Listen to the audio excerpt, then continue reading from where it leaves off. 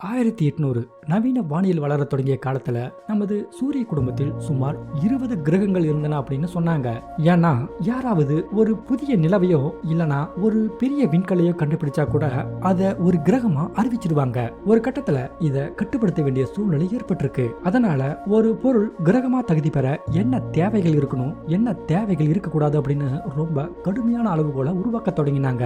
அதுக்கப்புறம் அப்போலிருந்து இப்ப வர அந்த அளவுகோல் தான் செயலில் இருக்கு. அதுல ஃபர்ஸ்ட் ஒரு பொருள் கிரகமா இருக்கணும்னா அந்த பொருள் சூரியனை சுத்தி வரணும். அதனால நிலவுகளை கணக்குல வைக்கல, ஏன்னா நிலவுகள் கோள்களை சுற்றி வருது. இரண்டாவதா அந்த பொருள் தனது இருப்பிடத்தில் தனித்துவமானதா இருக்கணும், அதாவது அந்த பொருள் கோள வடிவத்தில் இருக்கணும். அதனால சிறுகோள்களை கணக்குல வைக்கல, சிறுகோள்கள் எல்லாமே ஒரே இடத்துல ஒரு தொகுப்பா இருக்கும். இந்த சிறுகோள்கள் பார்க்க ஏறக்குறைய எல்லாமே ஒழுங்கற்ற வடிவமாக இருந்திருக்கு. அதனால சிறுகோள்களையும் கோள்கள் அப்படிங்கிற லிஸ்ட்ல இருந்து தூக்கிட்டாங்க.